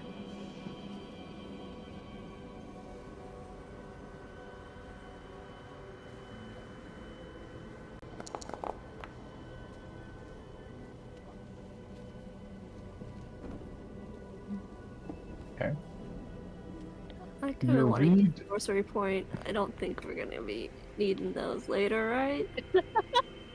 Let's use the Yeah. sorcery point. Why would we ever need sorcery? That was good. 25.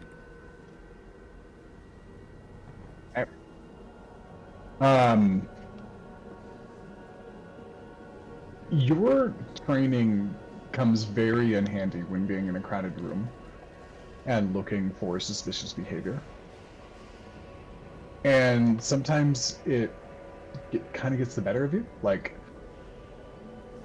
there's nothing going on in this room. This is as one would expect. The people, as best as you can tell, are either destitute or tired or bored. These are just normal folks with people who take care of them. And that's it. You don't see shifty eyes, you don't see anybody watching the exits. You don't see any of the telltale signs of an ambush, an eavesdropper, anything. You read the room, and it's a little unnerving that it feels like they are it appears like they are what they are.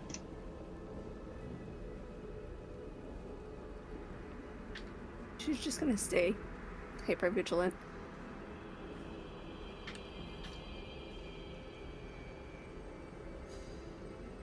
Gosh, Margot, could you get any more stiff? Her eyes are glowing a little bit, so you know that she's using her special eyes right now, too. Well, somebody had to go and give their real name, which means associating us with him as well. Could be a problem in the city. Look.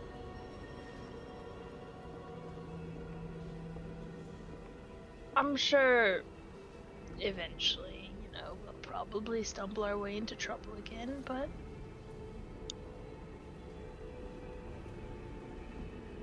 up here,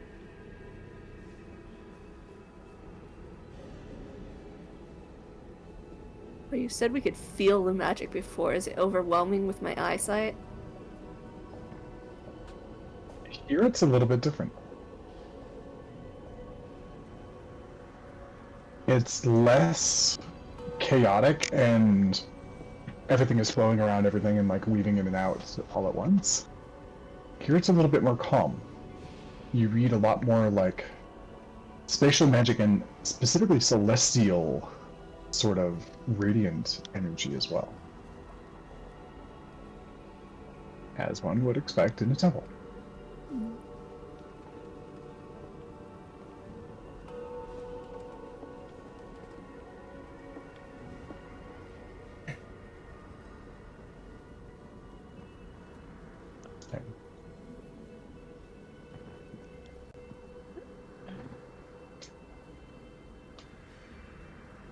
Takes a few minutes of you guys being there and standing around and all that.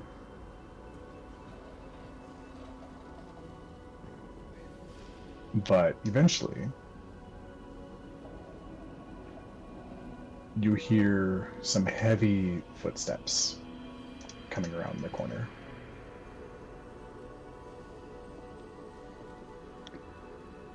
Dro, you have a distinct, like oh shit response.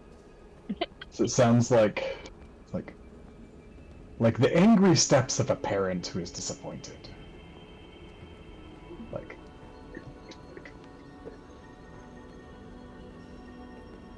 and you see a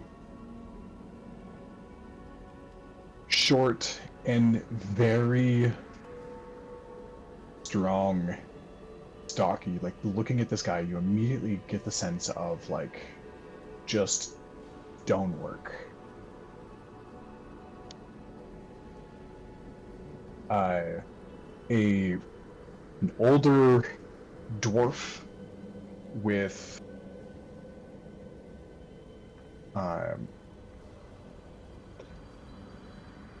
with kind of squinty eyes, mostly bald because it's shaved on the sides and like tied up into like a little bit of a ponytail that goes to the side, and like a little braided beard, and there's little spots of blue in his beard. He's wearing mostly orange robes.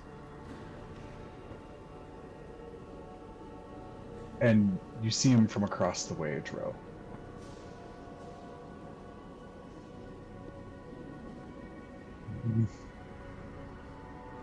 You see him pace across the room.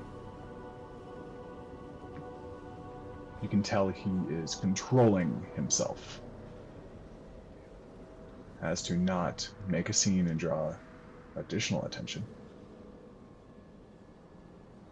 You see him roll up.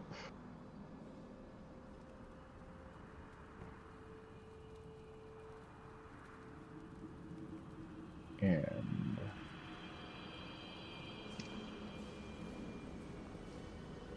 I put this in the chat because I don't quite have his token ready yet.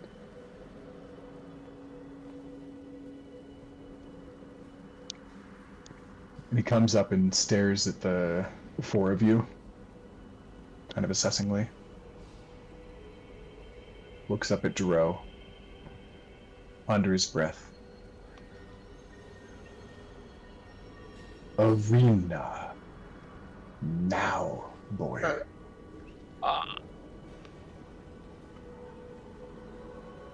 And turns around and walks off in the other direction. Yeah, I kind of expected that. What does that mean? What's that about? Putting it in terms of probably you, Margot, and Yaslin, I'm fucked. I No, yeah. think you guys may want to stay here for a little bit. No, absolutely not.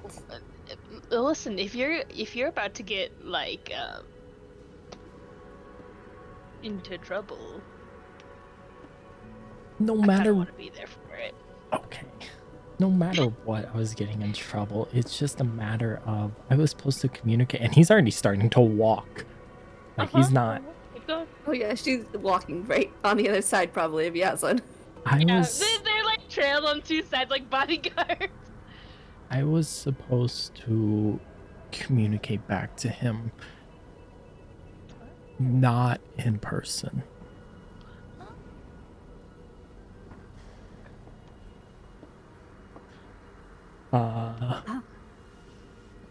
So this sounds like I'm about to get the lecture of my life. Arena though? Is he going to beat the shit out of you? There is a possibility. The fighting skills I know are because of him. So he takes. He was the only parent figure I had, and he takes parenting very strict, but he means well, even if it doesn't seem like it. Okay. Well, that is concerning in a number of ways. I mean, listen. Honestly, it sounds like tough love. As we're walking, I cast aid on all three of them. Margot's like, You all get an extra 5 hit points. I'm sure. Yeah. Listen. I mean, honestly, it kind of reminds me of my own grandfather in some ways. So I'm sure you'll come out of it more or less. Yeah, all I ask is you guys do not get involved. Well, I won't let you die. yeah, I'll put it this way: if you go unconscious, I'm probably step in. He's not going to kill me. Then I want to interfere. Can I do an insight on all three of them? Oh, yeah.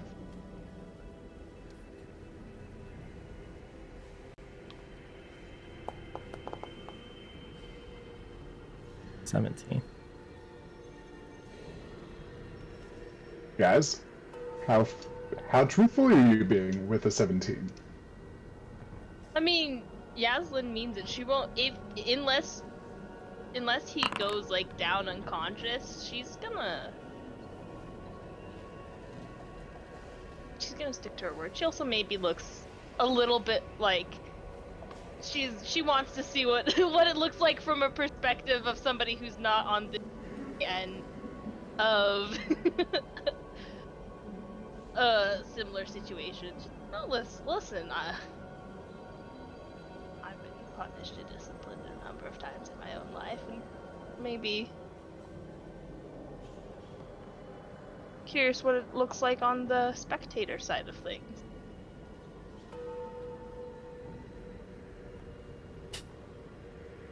Margot,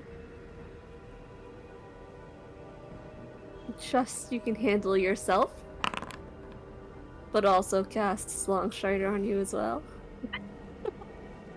Oh, it won't let me. I have to get closer. On Bro? Yeah. Okay. Remind me how much that gives. An extra 10 feet. So you have an extra 5 hit points and an extra 10 feet of movement. Okay. Right, 65 feet of movement. We'll say though. She does look a little concerned.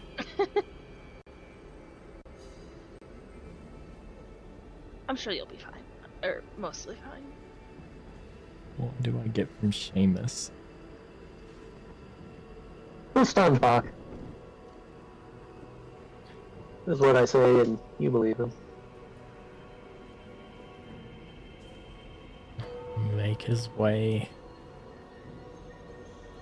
to the arena. I think there's no like fear in him. Almost that this is probably a very common thing for him.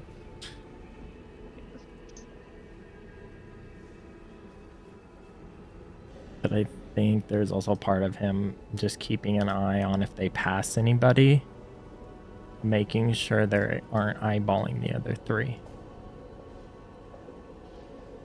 Okay. Roll me an insight as you're going along and doing that.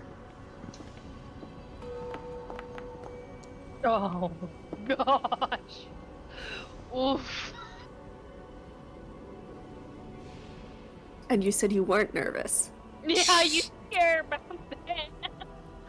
The thing is, he's not. He is routinely focused, is what it is.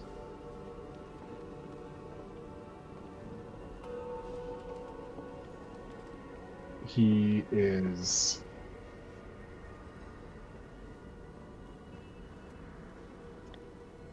just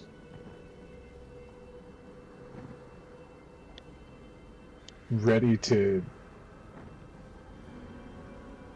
take what is coming.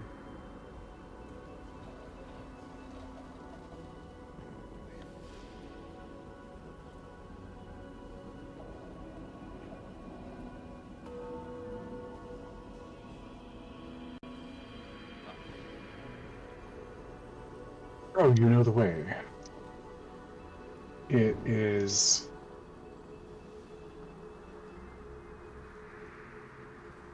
outside of the temple, a back entrance, and you have to leave and travel down a little bit, a windy path back and forth into a little bit of a crevasse that leads into a small, narrow passageway. You all come down, you see torches are lit along the way.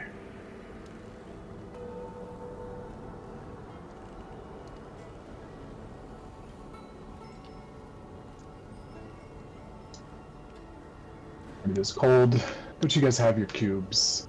You're feeling reasonable.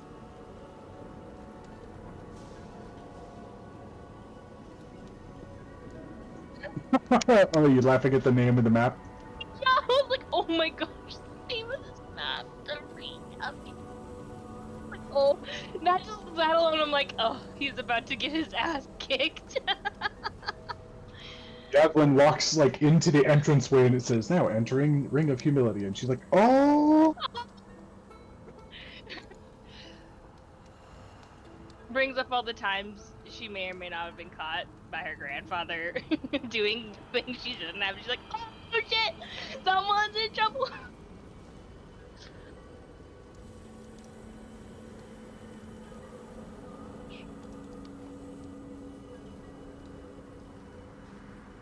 Oh.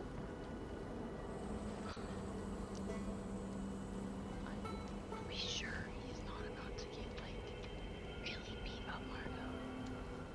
I wasn't lying when I said if his life appears at risk. Well, I wasn't going to interfere unless he went unconscious, but okay. I didn't realize there was gonna be a bunch of people in this ring, this arena. Oh, it's not just him. Oh, they can hear us. It's the lot of you. Excuse me? What did that do? Yeah, wait a minute. Rose spins around for a minute. Why them? Yeah, yes.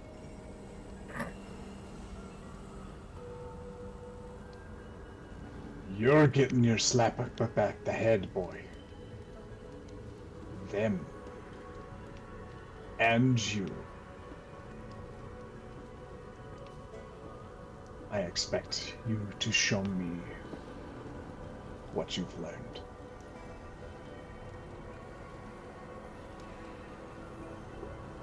You hear in your head, Joe, what the fuck? Hell, what the fuck? You see this dwarf, and this is the monk that you saw as he greeted you at the temple door. You see 4 more as well. So, I have my eyesight up. Do I see anything particularly interesting about these individuals? They all have a similar radiance of celestial energy to them.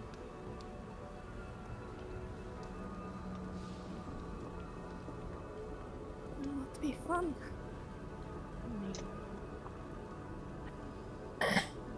Randar very clearly glows the brightest.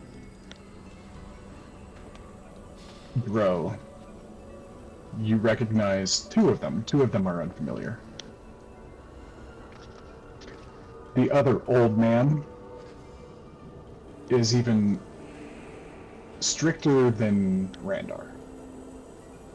Dio, this is his right hand man who runs and protects the temple.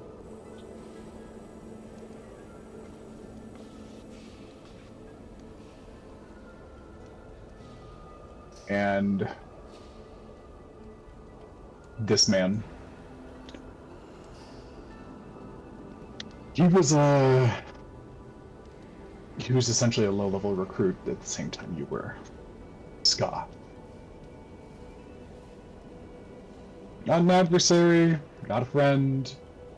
He just was also there. The others are new.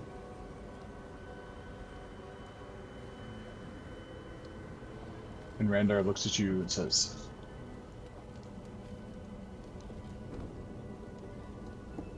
"Why in the hells are you here, boy?"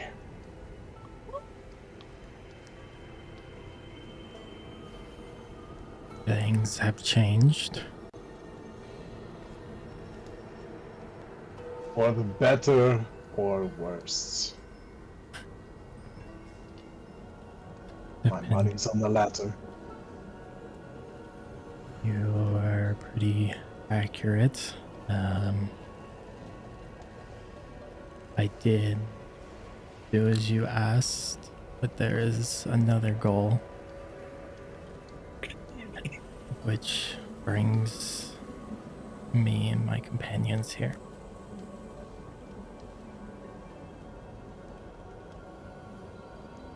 And I have a feeling that we will have a longer conversation after this. And since you have brought my companions into this, and Gerald's gonna think in his head to Margot. Scratch what I said about jumping in. Let me show you what I have learned. And Dro's going to throw the sword to the side. What? Excellent. You're back in your head. What the fuck are you doing? What are you doing? You see Randar kind of like elbow his way out of his upper layer tunic, and it falls. It's tucked in, and the sleeves fall to about his mid shins. You see a tunic that is basically a triangle shape, and it is a thin amount of sleevage, and then it gets into ripped, roiled muscles underneath.